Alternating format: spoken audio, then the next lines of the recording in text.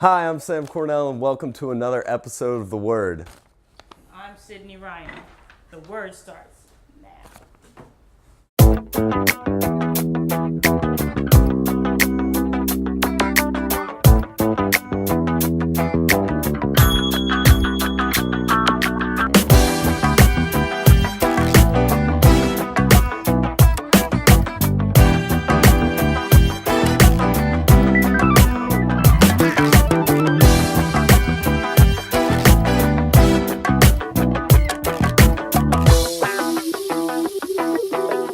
We all hope everyone had a great semester. It flew by, and this will be our last show, so stay tuned in.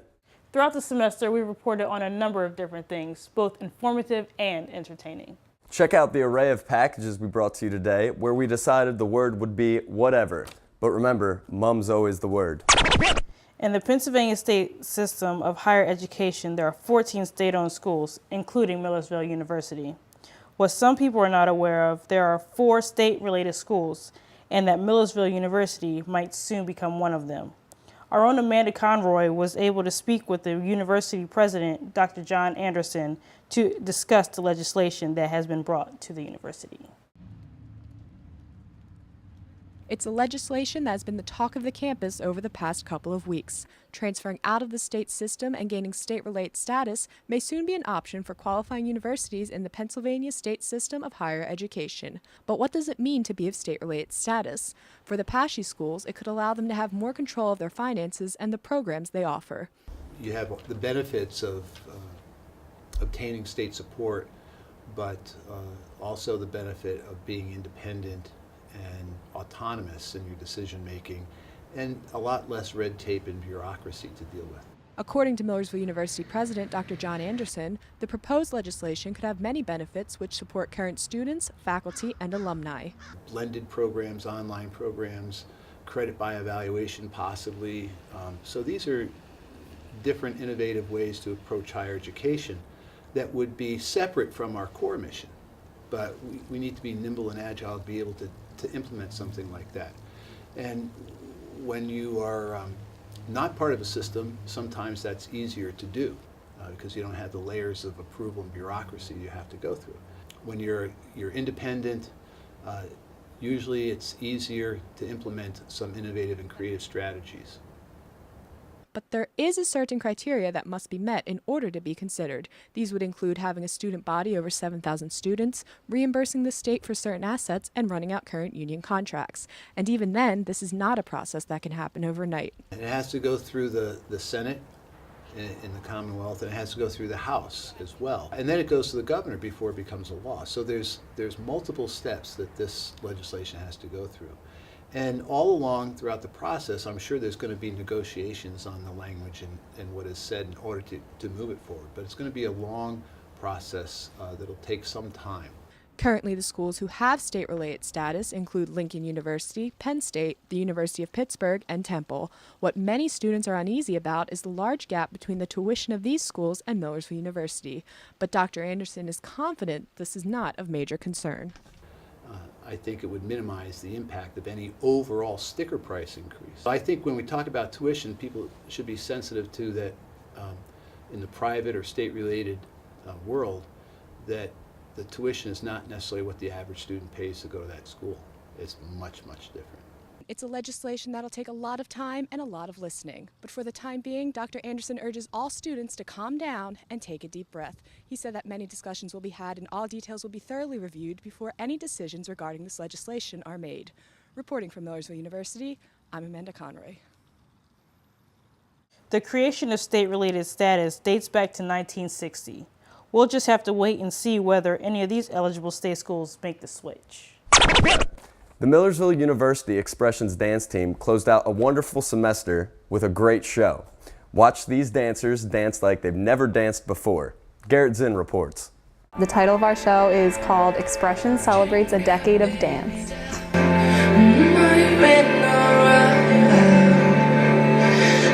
The Expressions Dance Club of Millersville University wrapped up this spring semester with their fun and all-around great recital held at Mannheim Township's high school.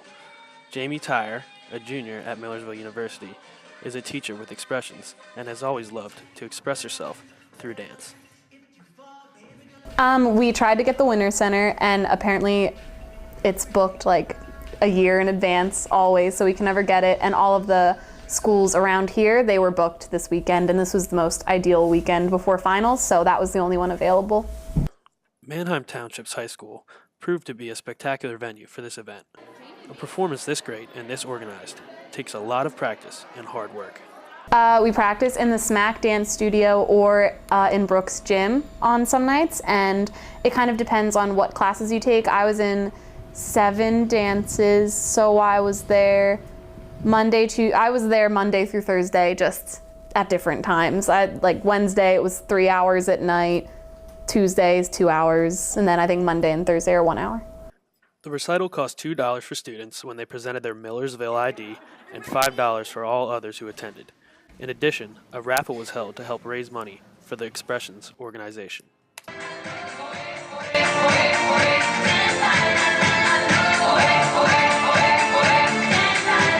Jamie Tyre is a teacher for Expressions and elaborates on how one would choreograph such a performance. Half of it, I can look up some inspiration on YouTube, but it sounds really cheesy, but however the song kind of makes me feel, I just kind of put that into the choreography to try to convey what I'm feeling.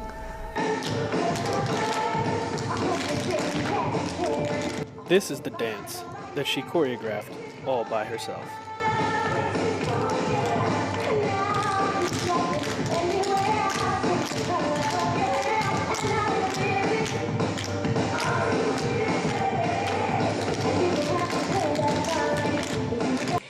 I was not sure what to expect before I attended this recital, but it proved to be very entertaining and put me in a good mood for the rest of the night. I was surprised at the amount of people who were involved in Expressions.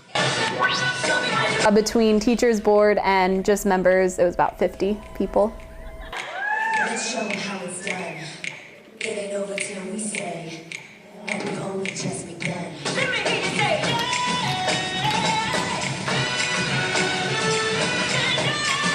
I highly recommend seeing a performance by Expressions at the end of this coming fall semester. Reporting from Millersville University, I'm Garrett Zinn. That seemed like a blast. I really want to make sure I get out to a recital before I graduate from MU. I hope all of you do as well. The pond at Millersville University is home to a wide variety of wildlife and empty turkey hill bottles. One waterfowl in particular has become a staple here at MU. Yep, you guessed it, the ducks. Josh Sparrow reports. Adventurous, titillating, compelling, quack. Oh, hello. I didn't see you there. The Anas platarinas, or as the common folk say, the duck, have been around for centuries, long before Millersville University, and some say that these ducks were the original founders. With an estimated 1 million ducks migrating to Millersville's campus every year, there's bound to be some controversy floating about. My name's John Halfpenny, and I'm absolutely anti-duck. So why don't you like the ducks around campus? Well, yeah. Did you hear that? No, did you? John, it's all right. No, it's not. It's really not okay. It's not okay.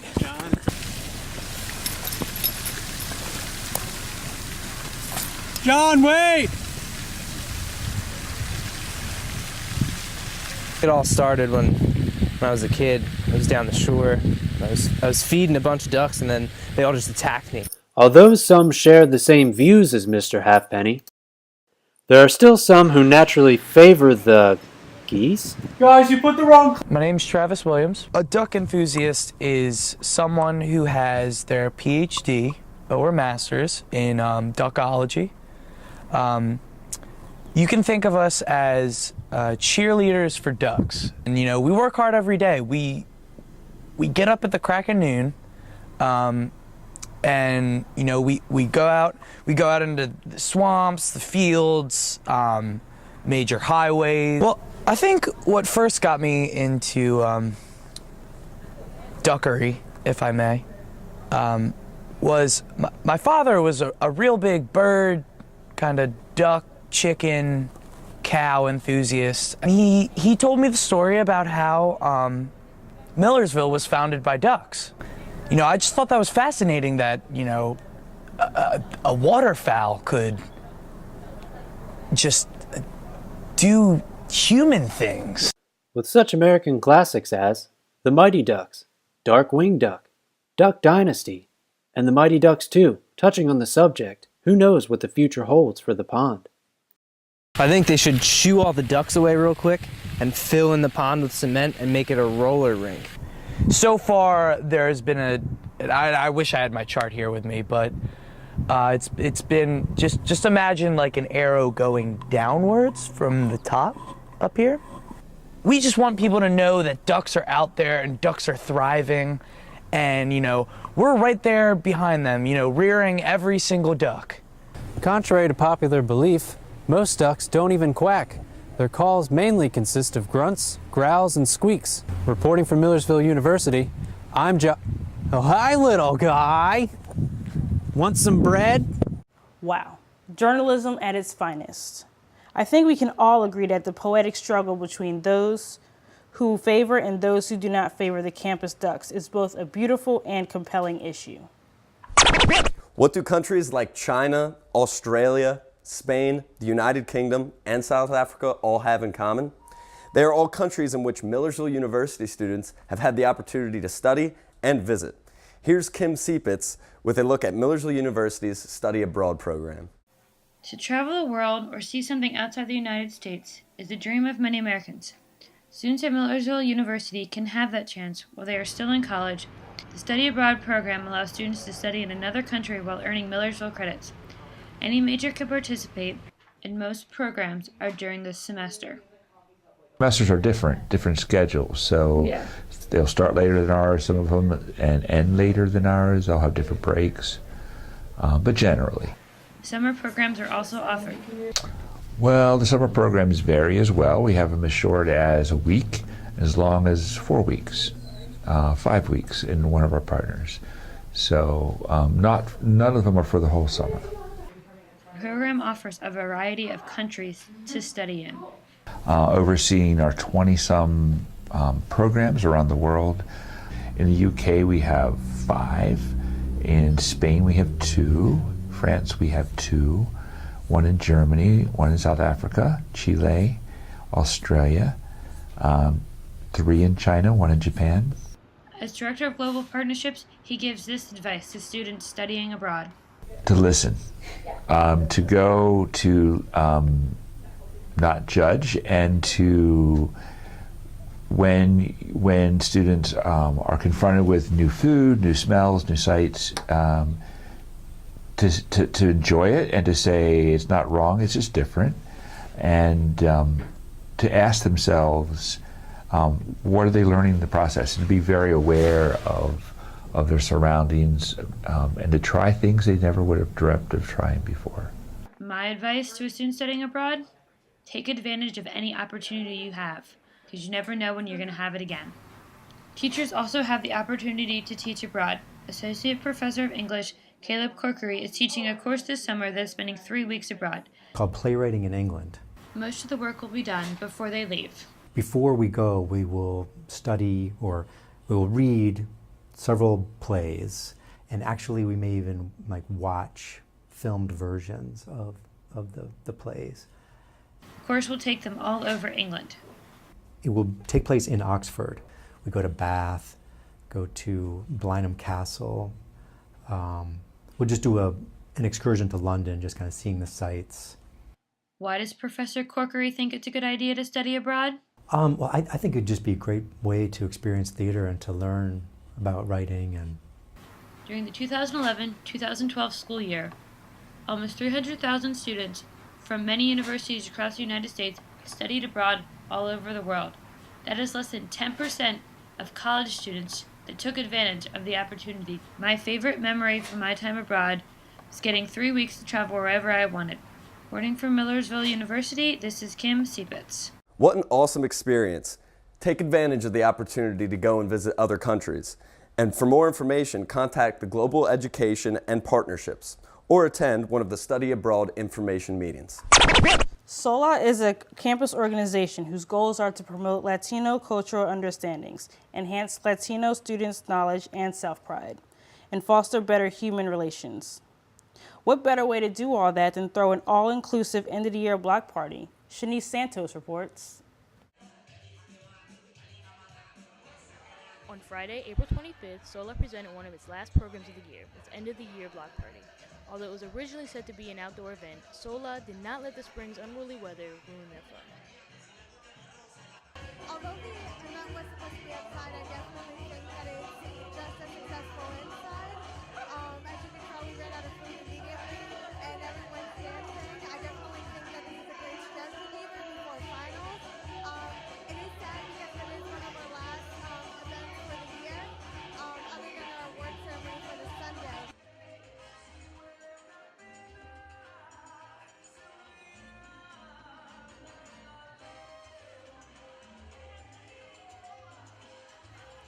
When asked about the event, Sola's president, Ricardo Brenz Matos, was more than happy to speak with us.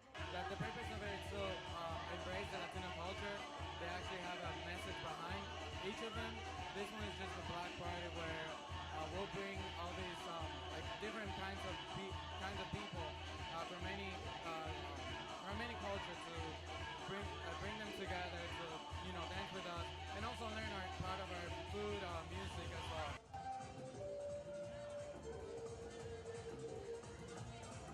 Starting at 5 in the evening and lasting well into the night.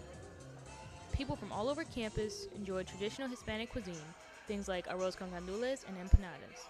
It's safe to say that the event goers enjoyed the food greatly because within the blink of an eye, it was gone. The rest of the evening consisted of playful banter, amazing company, and dancing the night away. As for the turnout, Sola's public relations team did a great job of promoting the event, using sites like Millersville's Get Involved and their organization's page on Facebook. They made sure that the event was well promoted. My role on Sola is public relations, and I work to help create the flyers, also promote all of our events and meetings and everything about our organization to make us stand out on Millersville University, make more people aware of our organization and excited about coming to support us. My name is Ashley Munchie, and I am the other PR chair for Society of Latino Affairs.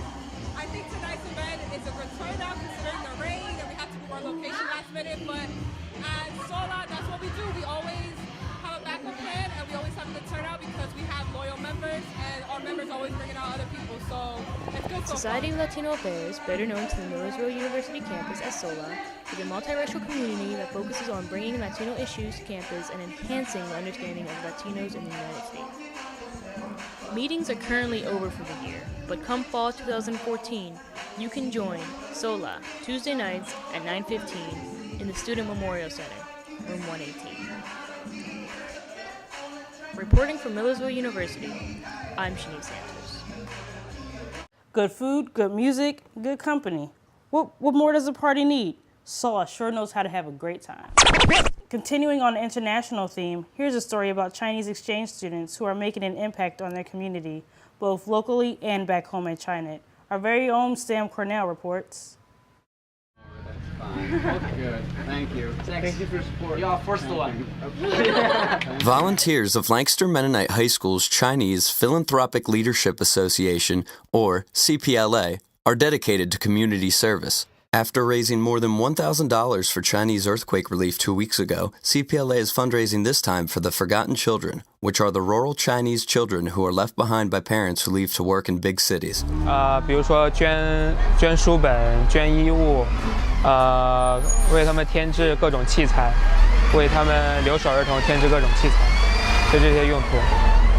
因为我们觉得儿童是未来嘛，而且如果你对他们如果长期生活在那种没有父母关爱的状态下，会对他们的心灵、身体、成长都会造成不好的影响。CPLA members plan to take the $700 they raised over these past 2 days to a school in China this summer and to spend time with the children whose parents can't come home. But meanwhile, CPLA sets its sights on service in the local community. Even on this rainy morning, volunteers enthusiastically give their time to Churchill Community Gardens in Lidditz. Like, I think like community service, the main point for doing that is to get a chance to talk to different people. Like today we're talking to some native farmers, and they tell us how to plant the vegetables. So yeah, just like learn something new. Just a great chance to get close to nature, and especially today's a rainy day. Everyone is very pleased with CPLA's involvement in the local community, but they are also looking forward to their upcoming trip to China. We're just normal people, but I think that even for normal people, we can also give our kindness and compassion to tell them that actually this world is really good, it's beautiful, and then what you have to do is to grow up healthily, happily, and then do the things that you want. It's a really cool and challenge program for us, actually. Yeah. Reporting from Millersville University, I'm Sam Cornell. The CPLA has risen over thousands of dollars, and they are looking forward to making an impact on forgotten children over there in China this summer.